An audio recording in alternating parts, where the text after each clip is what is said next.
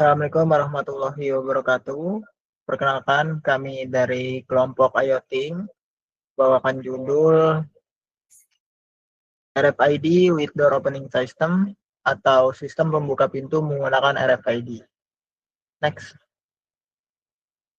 Di sini ada kelompok IoTing terdiri dari 3 anggota, yaitu ada saya sendiri, Muhammad Fadila Iqbal Al-Fikri, ada Muhammad Raihan, dan ada Sultan Fadila Bagus. Oke, kita masuk ke batch ketiga, yaitu introduce atau latar belakang, yaitu bahwasannya proyek ini mendemonstrasikan sistem pembukaan pintu garasi yang aman dan efisiensi menggunakan teknologi RFID dan Arduino, yang dimana gunanya ini untuk meningkatkan otomatisasi rumah serta keamanan bagi penggunanya sehari-hari.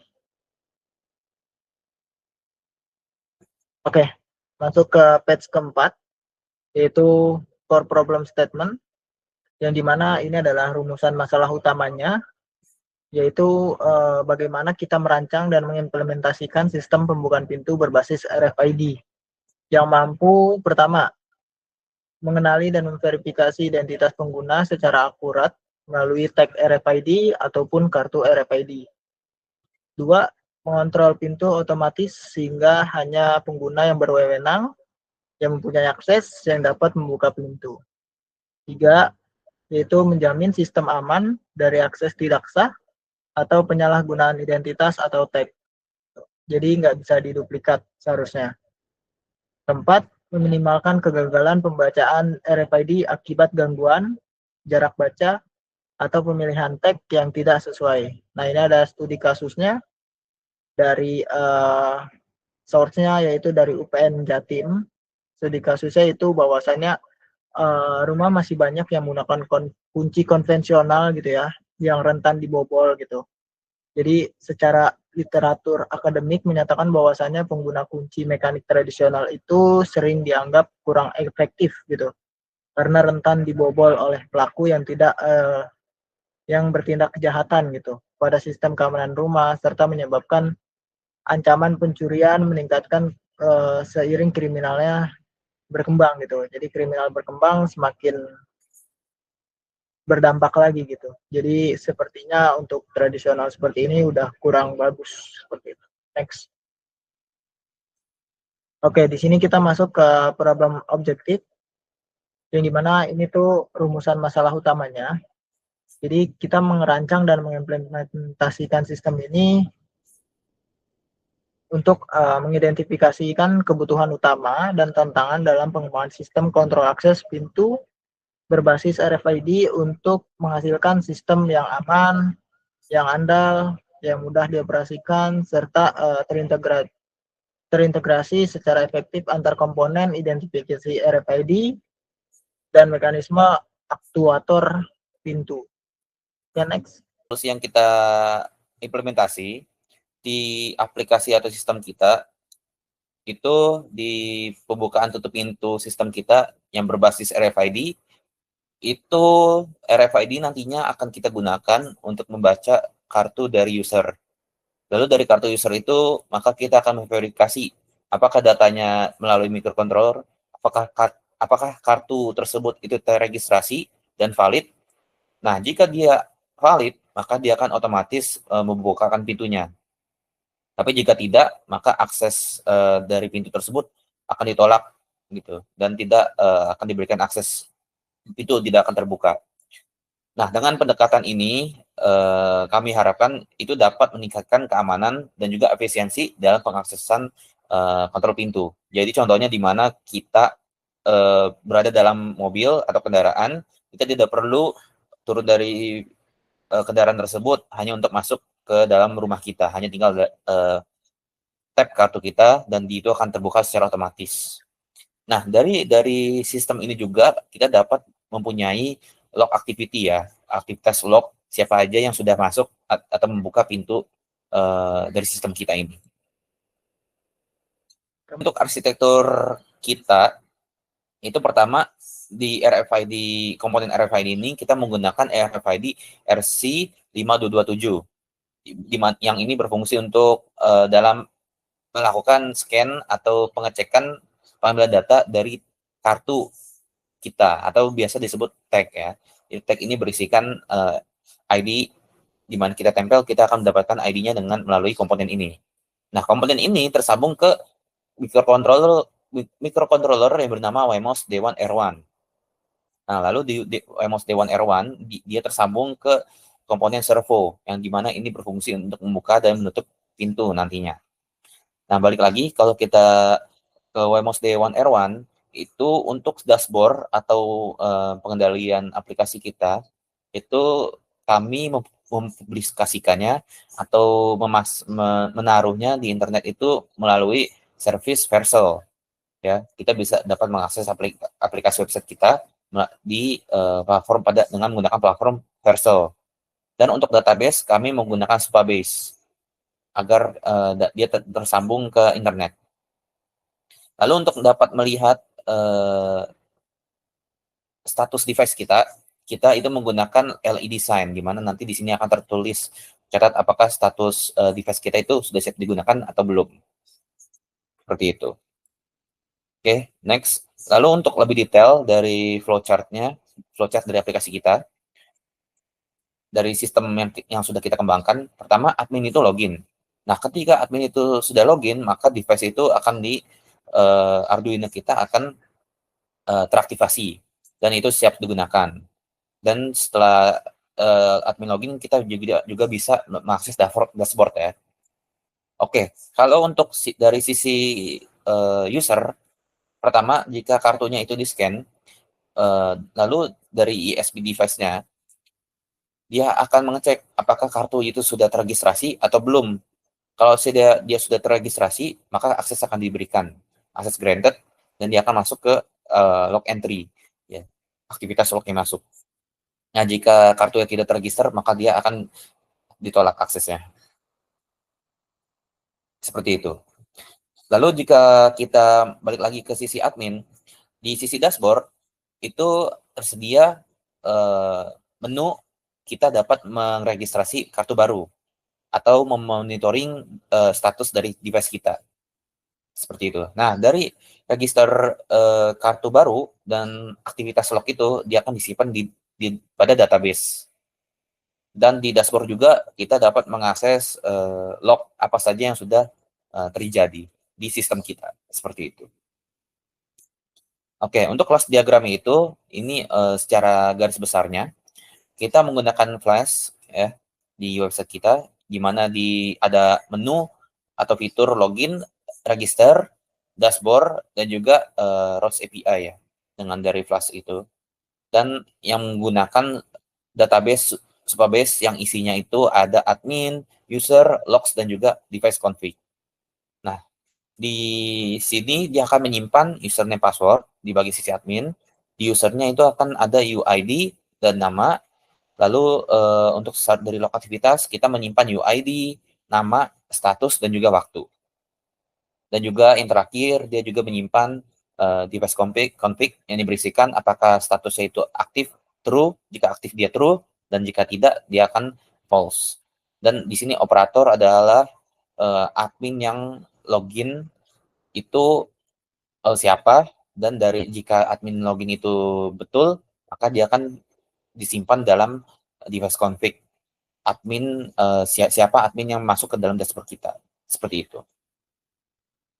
Next, untuk akan dilanjutkan oleh rekan saya, Sultan.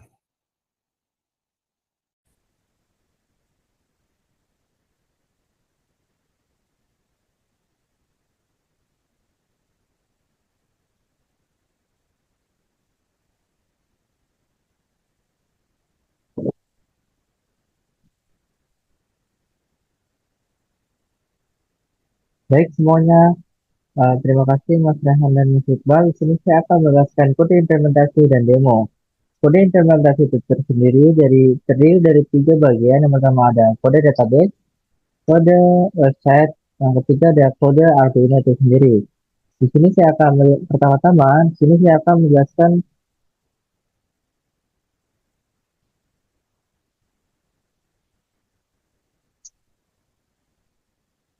Baiklah, Terima kasih Mas Iqbal dan Mas Rehan. Di sini saya akan menjelaskan kode implementasi dan demo. Kode implementasi itu sendiri terdiri dari 3 bagian. Yang pertama ada kode implementasi website, kode implementasi database, dan yang terakhir ada kode implementasi Arduino. Di sini saya akan memperjelas kode database terlebih dahulu yang sudah dijelaskan oleh Mas Rehan. Dalam database, kami menggunakan Supabase sebagai database. Kami memiliki 5 tabel. Yang pertama ada tabel admin yang berisi dari kolom ID, kolom username, dan password yang sudah disembunyikan. Admin sendiri berfungsi sebagai pengontrol dari alat garasi router sendiri. Kemudian ada device config di sini sebagai operator yang akan menggunakan alat pengontrol garasi itu sendiri. Kemudian dialog yaitu pencatatan scan dari user itu sendiri. Yang terdiri dari kolom ID, kolom UID, kemudian ada kolom name dan waktu masuk dan keluar. Kemudian ada scan ini berfungsi terdiri dari kolom ID, kolom UID, dan waktu. Nah, ini digunakan sebagai live waktu. Kemudian ada user, tabel user itu terdiri dari 3 kolom, kolom UID yang sudah ditaserkan dengan nama, kemudian ada waktu yang dibuatnya pada pukul berapa, datangan berapa. Kemudian kita lanjut. Baiklah, untuk selanjutnya saya akan menjelaskan kode untuk website. Nah, di sini itu terdapat import library pada bagian atas. Di sini kita dapat melihat kita ada tulisan Flash, yaitu berfungsi sebagai membuat aplikasi web, kemudian ada request, mengambil data dari form JSON, kemudian ada JSON file, yaitu mengembalikan data JSON API. Kemudian ada render template stream yang berfungsi sebagai render HTML dari string tanpa file.html. Nah, di sini kami hanya menggunakan file Python dan Document sebagai website-nya. Kemudian reflection berfungsi sebagai menyiapkan data login user, kemudian ada redirect sebagai pindah halaman, kemudian ada flag sebagai pesan notifikasi sukses atau error. Nah, selanjutnya ada Supabase. Klien ini berfungsi untuk koneksi database Supabase PostgreSQL Cloud. Nah, di bawahnya kita dapat melihat generate password hash dan check password hash untuk keamanan password.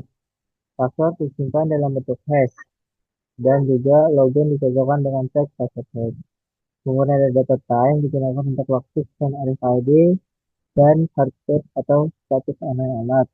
Nah, yang kedua ada inisialisasi aplikasi yang yaitu app sama dengan flash underscore name. Kemudian, nah di sini tuh berfungsi sebagai membuat objek aplikasi flash. Nah, secret key-nya itu sebagai konfigurasi keamanan dengan namanya rahasia negara super aman. Digunakan untuk flash untuk session flash message. Nah, ini wajib dirahasiakan. Nah, master key-nya itu admin 123 khusus untuk reset password admin. Nah, untuk mengambil data dari database, kita menggunakan Supabase URL dan Supabase key. Nah, tanpa ini database tidak akan terpanggil ya. Nah, URL-nya proyek dari Supabase, kemudian API key-nya digunakan dari kanan key. Nah, di bawahnya itu Supabase client, gabungan dari Supabase URL dan Supabase key. Membuat client Supabase dipakai untuk query database. Nah, yang bawahnya ada last heartbeat time itu sebagai variabel heartbeat perangkat. Menyimpan waktu terakhir anak, USP atau Arduino mengirim sinyal hidup. dipakai untuk menentukan online atau offline. Nah, di sini kami menggunakan template HTML UI modern dari Tailwind CSS. Kemudian ikonnya kami menggunakan font icon. Kemudian dari Google Font dan style glass marking dipakai ulang oleh semua halaman ya. Bagi teman-teman yang ingin menggunakan bisa juga.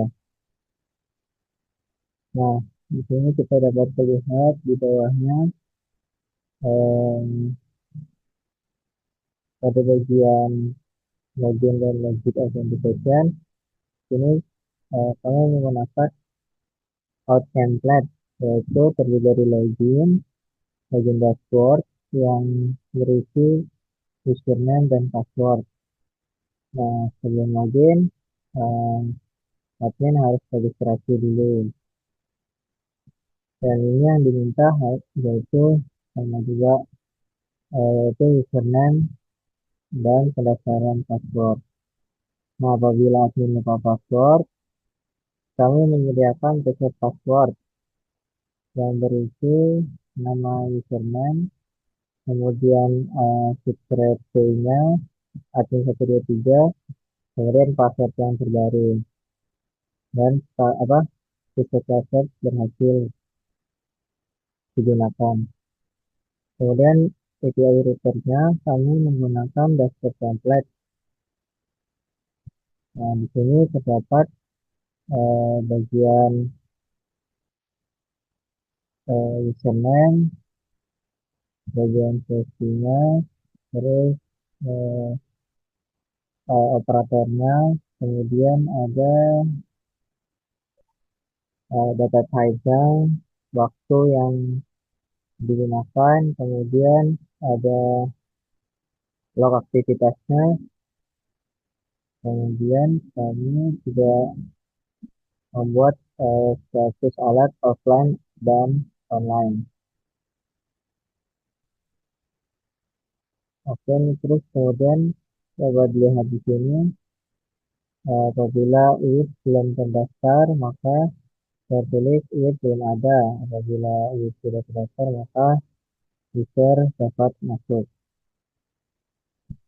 Nah, pada bagian bawah ini digunakan untuk apa namanya?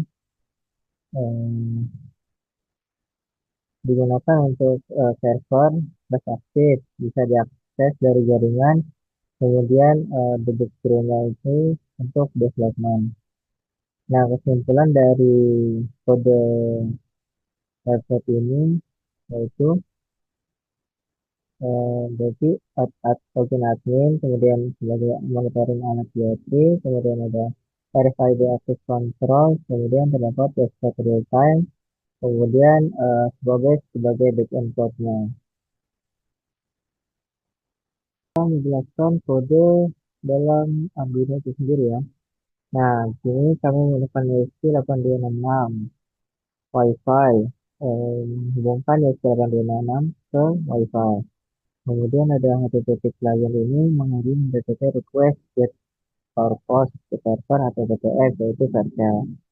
Kemudian WiFi client ini kemudian kami menekan server pakai HTTPS. Di sini kemudian ada modul Arduino JSON, parsing dan membuat data JSON. Dan API-nya untuk modul RFID RC522 karena kami menggunakan RFID RC522. Kemudian ada wire dan chip kristal 12T ini digunakan untuk LCD ukuran 16x2. Kemudian ada servo sebagai pengontrol pintu gerbang atau garasi. Nah, konfigurasi WiFi dan server ini kami menggunakan SSID dengan nama insan, kemudian ada passwordnya insan USB 123. Nah, servernya kami menggunakan Vercel dengan nama baru lihat.vercel.app. Nah, kami menggunakan RSP pin ini di titik D0, kemudian SS-nya di D2 dan servonya di D8. Kenapa begini? Karena supaya aliran listrik itu dapat dapat bekerja dengan baik.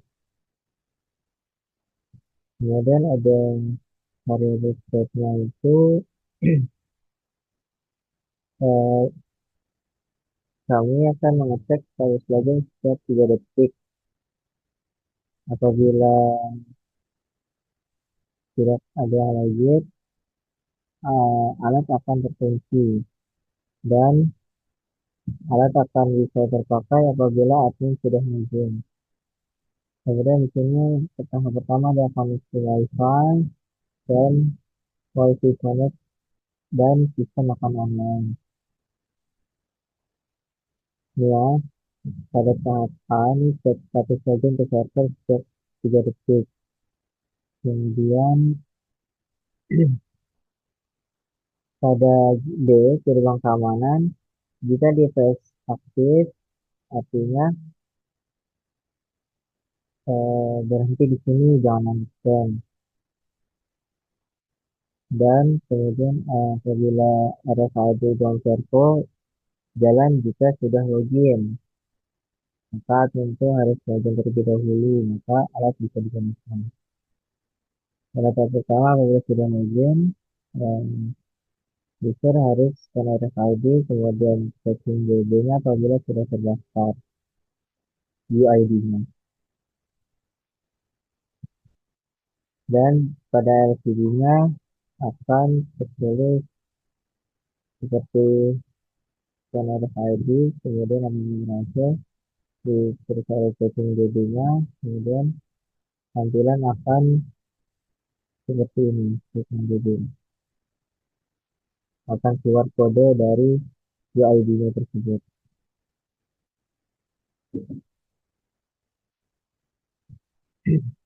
Kemudian pada fungsi pertama, cek apakah ada yang login. Nah, ini statusnya aktif apabila ada yang login sebagai nama admin, yaitu Sultan. Nah, di sini kami status alat aktif apabila ada yang login dan tidak aktif apabila tidak ada yang login. Kemudian ada tampilan LCD-nya seperti yang sudah saya jelaskan. Alat aktif apabila admin login dan belum aktif apabila belum login dan apabila logout. Kemudian yang ketiga ada ciri UID yang terbuka garasi. Seperti yang sudah saya jelaskan, apabila UID sudah terdaftar, maka user dapat membuka pintu garasi. Kemudian apabila UID belum terdaftar, maka ditolak. Seperti itu. Baiklah, untuk selanjutnya saya akan memperlihatkan cara pembuatan alat kontrol pintu garasi.